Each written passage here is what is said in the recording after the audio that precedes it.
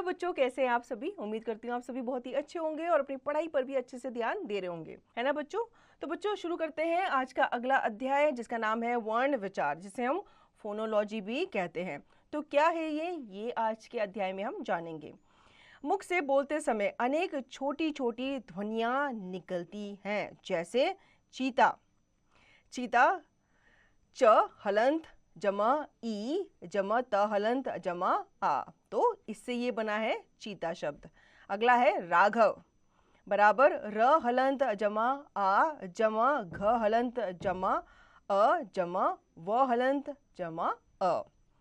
इन छोटी छोटी ध्वनियों को ही वर्ण कहते हैं। वर्ण को जब ध्वनि चिन्ह द्वारा प्रकट करते हैं तो यह अक्षर कहलाता है। भाषा की वह छोटी से छोटी ध्वनि जिसके और टुकड़े ना हो सके, उन्हें हम क्या कहते हैं, वर्ण कहते हैं, या वो वर्ण कहलाती हैं। वर्णमाला अल्फाबेट। प्रत्येक भाषा के अपने कुछ निश्चित वर्ण होते हैं। जब इन वर्णों को एक व्यवस्थित समूह में क्रमबद्ध रूप से लिखा जाता है तो ये वर्णमाला का रूप धारण करते हैं। वर्णों के व्यवस्थित समूह को ही वर्णमाला कहते हैं। अब हम बात करेंगे वर्ण के भेद के बारे में, काइंड्स ऑफ लेटर्स। वर्ण के दो भेद होते हैं, कौन कौन से। पहला होता है स्वर, दूसरा होता है व्यंजन। स्वर क्या होता है बच्चों, जिन वर्णों का उच्चारण स्वतंत्र रूप से किया जाता है अथवा जिन वर्णों के उच्चारण में श्वास वायु बिना किसी रुकावट के मुख से बाहर निकलती है, उन्हें स्वर कहते हैं। हिंदी में 11 स्वर होते हैं। कितने होते हैं, 11 स्वर होते हैं। याद रखना बच्चों, कौन कौन से। अ आ ई उ ऊ री ए आई ओ और औ। स्वर के 3 भेद होते हैं, कौन कौन से। ह्रस्व स्वर, दीर्घ स्वर, प्लूत स्वर। अब ये क्या होते हैं, ह्रस्व स्वर, जिन स्वरों के उच्चारण में बहुत कम समय अर्थात एक मात्रा का समय लगता है, वे ह्रस्व स्वर कहलाते हैं। ये संख्या में 4 होते हैं, जैसे अ ई उ री। अब इसमें आपने देखा होगा जब आपने उच्चारण किया तो आपको उच्चारण करते हुए बहुत ही कम समय लगा। अगले हैं दीर्घ स्वर, जिन स्वरों के उच्चारण में ह्रस्व स्वर से दुगुना अर्थात 2 मात्राओं का समय लगता है, वे दीर्घ स्वर कहलाते हैं। ये संख्या में 7 हैं, कौन कौन से। आ ई उ ए आई ओ और औ। अगला है प्लूत स्वर, जिन स्वरों के उच्चारण में दीर्घ स्वरों से भी अधिक समय लगता है, वे प्लूत स्वर कहलाते हैं, जैसे राम आदि। स्वरों की मात्राएं। मोरस स्वरों के प्रयोग द्वारा 2 प्रकार से किया जा सकता है, उनके मूल रूप में तथा व्यंजनों के साथ चिन्हों के रूप में। स्वरों का प्रयोग जब व्यंजनों के साथ किया जाता है तब उनका रूप बदल जाता है, वो अपने मूल रूप में नहीं रहते जब भी उनको हम व्यंजन के साथ क्या करते हैं, प्रयोग करते हैं। यह बदला हुआ रूप ही मात्रा कहलाता है, तो तब वो मात्रा बन जाते हैं, ठीक है। जैसे अ की मात्रा, आ की मात्रा, ई की मात्रा, ई की मात्रा, इस तरीके से। अ स्वर को छोड़कर सभी स्वरों की मात्राएं होती है।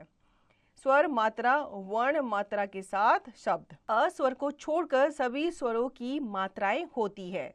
स्वर मात्रा वर्ण मात्रा के साथ शब्द अ जिसकी कोई मात्रा नहीं होती। क हलंत जमा अ बराबर क। शब्द है कलश। दूसरा स्वर है आ, जिसकी मात्रा इस प्रकार होती है, क जमा आ बन जाता है का, जिससे अगर शब्द बनाया जाए तो कागज होता है। अगला है ई, जिसकी मात्रा इस प्रकार होती है, क जमा ई बराबर की, किसान ई। इस तरीके से इसकी मात्रा आती है। और क हलंत जमा ई हो जाता है की, कील। उ इस तरीके से मात्रा इसकी नीचे की तरफ आती है, क जमा उ बराबर कु, कुम्हार।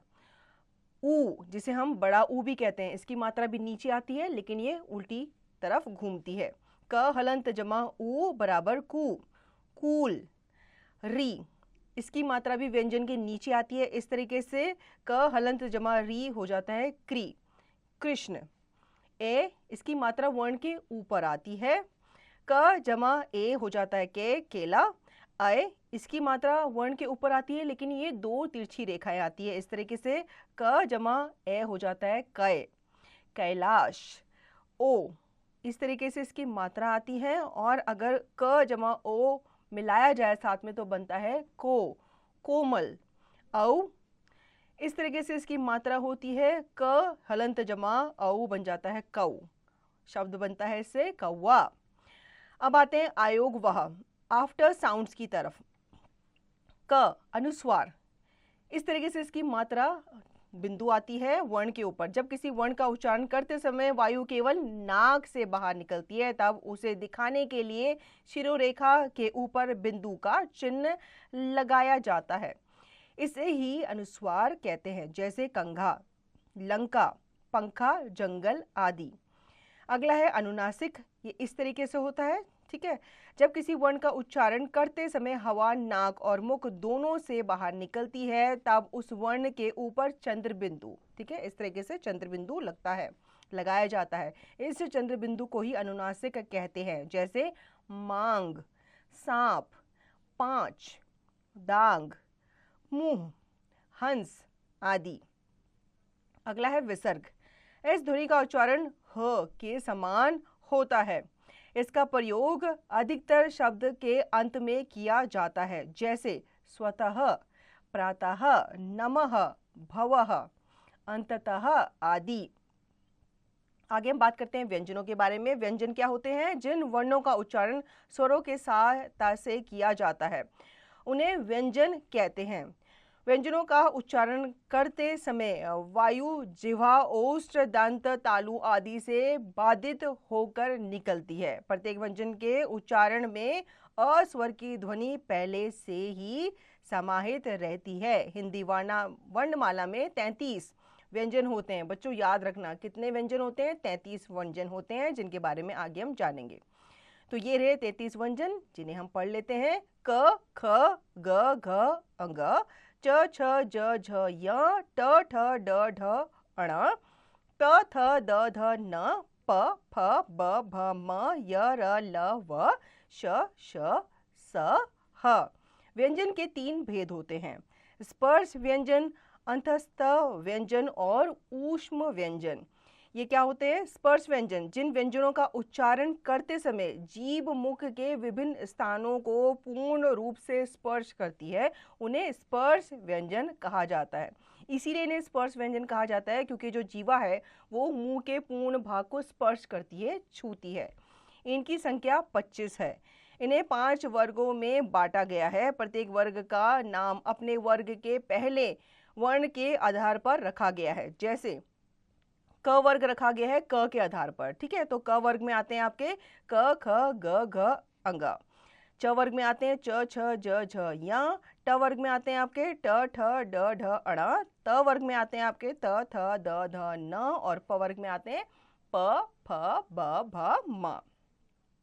प्रत्येक वर्ग के अंतिम वर्ण को पंचम वर्ण कहा जाता है, ठीक है। जो ये यहाँ पे आपको गोलाकार रेखा दिखाई गई है, ये पंचम वर्ण है, जो प्रत्येक वर्ग के कहाँ आते हैं? बिल्कुल लास्ट में, अंत में आते हैं। ख अंतस्थ व्यंजन, जिन व्यंजनों का उच्चारण करते समय जीभ मुख के विभिन्न स्थानों को स्पर्श तो अवश्य करती है, किंतु पूर्ण रूपेण स्पर्श नहीं करती है, उन्हें अंतस्थ व्यंजन कहते हैं। इनकी संख्या 4 है। कौन कौन से?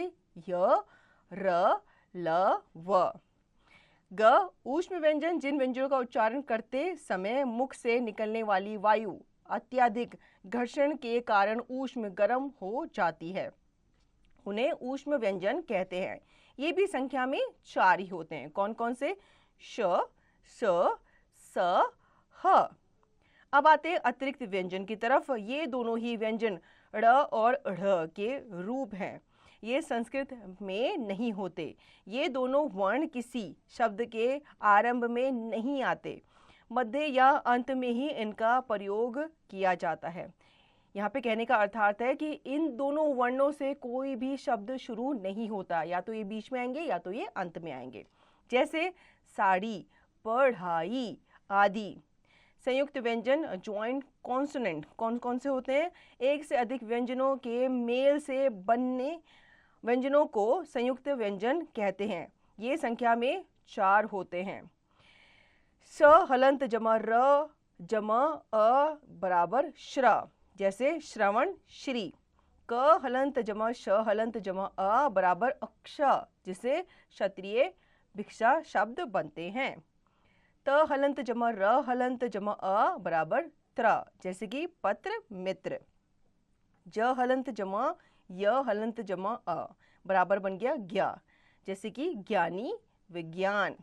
अब आते हैं द्वित्व व्यंजन डबल कॉन्सोनेंट की तरफ। जब स्वर रहित व्यंजन का समान स्वर रहित व्यंजन से मेल होता है तब वह द्वित्व व्यंजन कहलाता है। जैसे त हलंत जमा ता बन जाता है त, पत्ता, छत्ता। च हलंत जमा च बराबर च, बच्चा सच्चा। क हलंत जमा क कक, मक्का धक्का। ट हलंत जमा ट बराबर टट, खट्टी पट्टी। र का संयोग।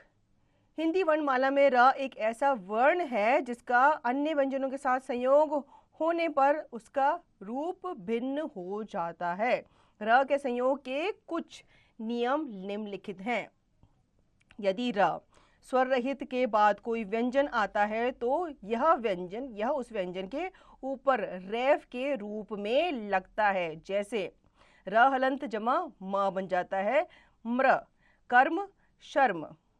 र हलंत जमा च चर, चर्च खर्च। र हलंत जमा द दर, मर्द दर्द। र हलंत जमा व हो जाता है वर, पर्व गर्व।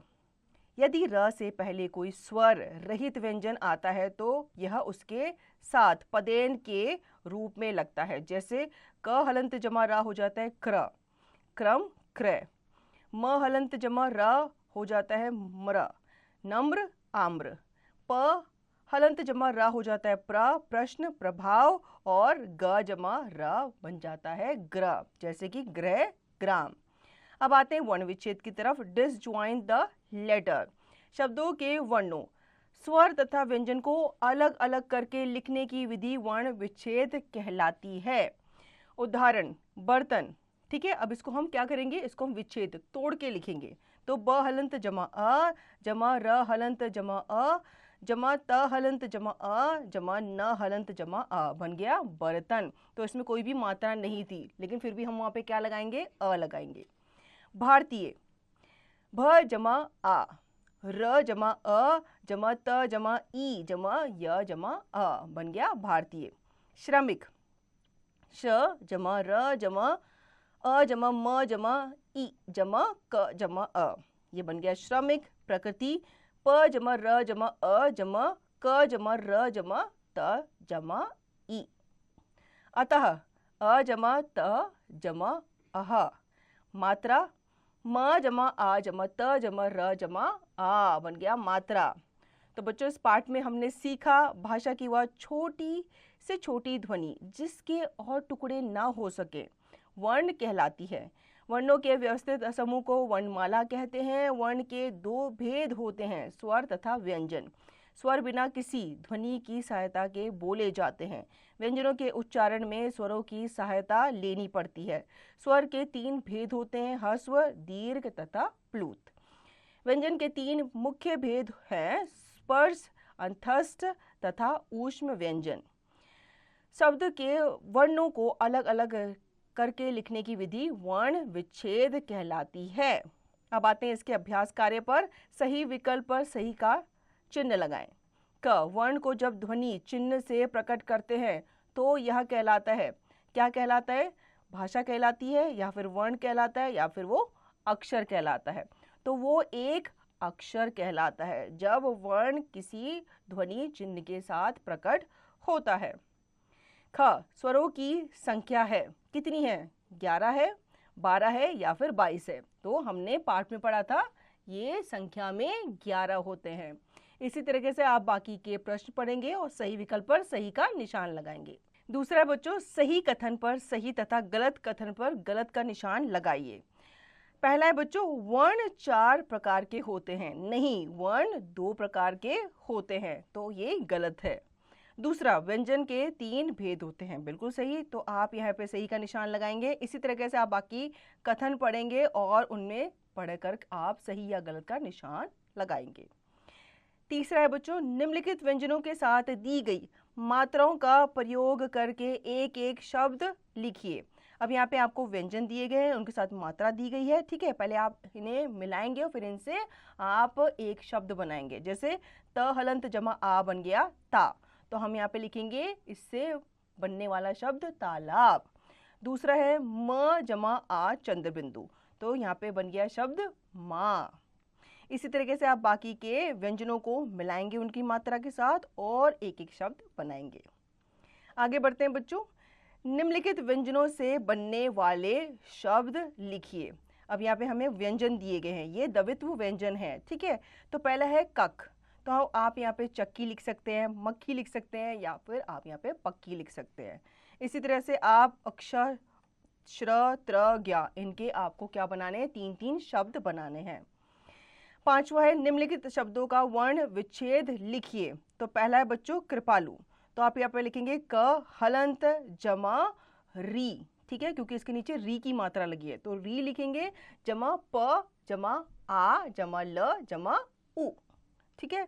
इसी तरीके से चमेली, श्रृंगार, रेलगाड़ी, लोकप्रिय, इनको आप वर्ण विच्छेद करके लिखेंगे। निम्नलिखित प्रश्नों के उत्तर दीजिए। तो पहला है वर्ण किसे कहते हैं और इसके कितने भेद होते हैं। तो बच्चों, भाषा की वह छोटी से छोटी ध्वनि जिसके और टुकड़े ना हो सके वो वर्ण कहलाती है, और वर्ण के 2 भेद होते हैं, कौन कौन से, स्वर तथा व्यंजन। तो इसी तरीके से ध्यान से आप बाकी के प्रश्न पढ़ेंगे और इनके उत्तर आप लिखेंगे। आगे बच्चों करके देखिए समस्या समाधान, प्रॉब्लम सॉल्विंग। निम्नलिखित वर्ण विच्छेदों से बनने वाले शब्द वर्ग पहेली में ढूंढिए। यहाँ पे बच्चों आपको कुछ वर्ण विच्छेद दिए गए हैं, इनको आपको जोड़ना है, इनको जोड़कर आपको पढ़ना है और फिर इनको आपको ये जो वर्ग पहेली दी गई है इसमें ढूंढना है। जैसे पहला है भ जमा आ जमा स जमा क जमा आ जमा र जमा आ, तो ये क्या बन गया, भास्कर, ठीक है। तो भास्कर आपको पहली लाइन में नजर आ रहा होगा, आप इसे क्या करेंगे, गोला लगाएंगे। इसी तरीके से आप बाकी के वर्ण विच्छेदों को जोड़कर लिखेंगे और फिर उसे यहाँ पर वर्ग पहेली में ढूंढेंगे। तो बच्चों, आशा करती हूँ आपको ये अध्याय अच्छे से समझ में आ गया होगा। इस अध्याय को आप पुनः दोहराएंगे और इसका अभ्यास आप निरंतर करते रहेंगे।